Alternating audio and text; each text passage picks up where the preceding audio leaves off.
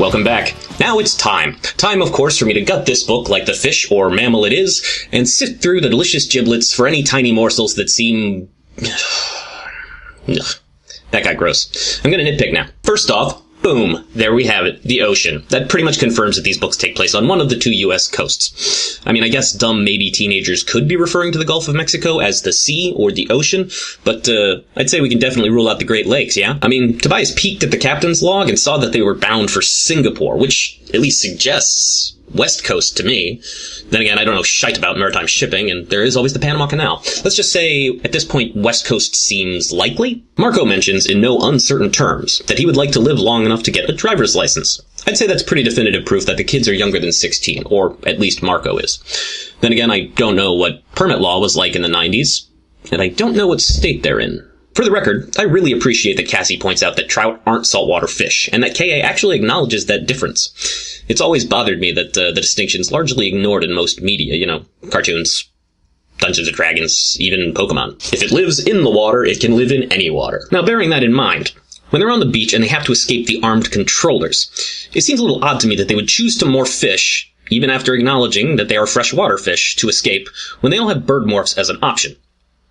I mean, if they had time to morph, why not just run inland and morph into those? Sure, a case could be made that while they're morphing, it'll be easier to hide themselves in the water, so there is a degree of reason to it, but it still just struck me as a little unusual, especially considering their, at this point, well-documented inability to think things through. Huh.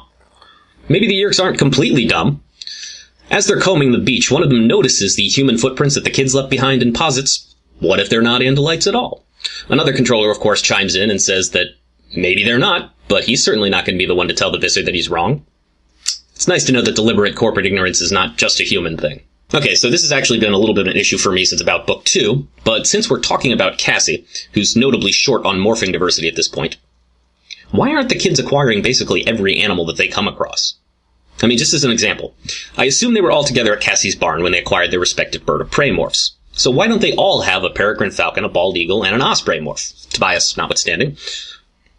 For that matter, why don't they have morphs of basically every animal that comes into the rehab center?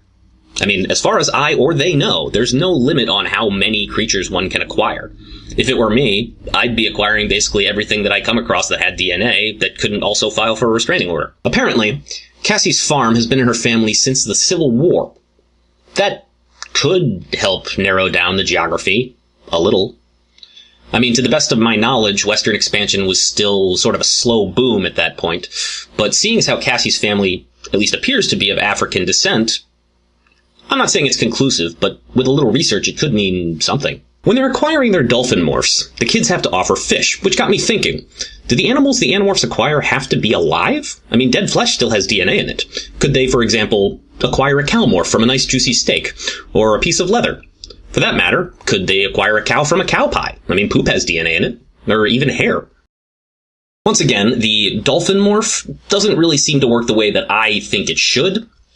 It's described that Cassie's feet turn into the flukes of the dolphin.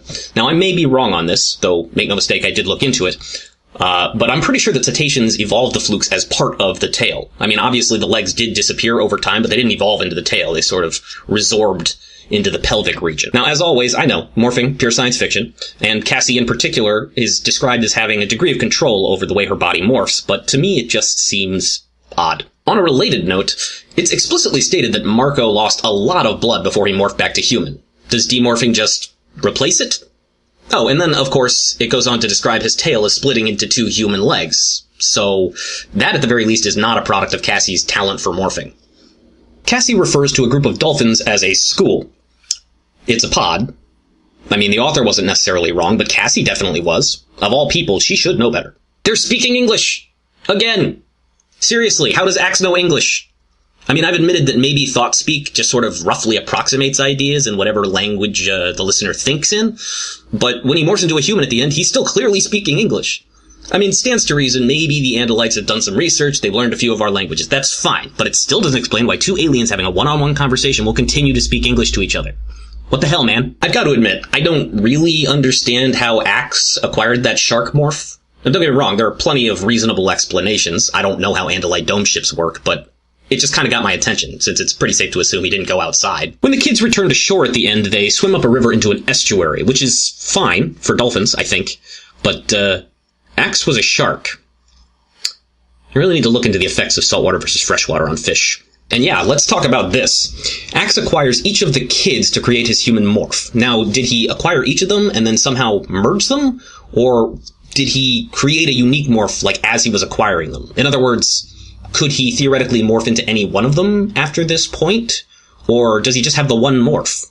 I mean, does this mean that with practice, Rachel could morph into, let's say, an elephant-sized, water-breathing, eagle-winged, wolf-fanged monstrosity? Inquiring minds want to know. Well, mine at least. And I think that's all I've got for now. Any evolutionary biologists out there that can clear up the whole whale tail thing? Or possibly explain to me the effects of saltwater versus freshwater on fish? Funny third question?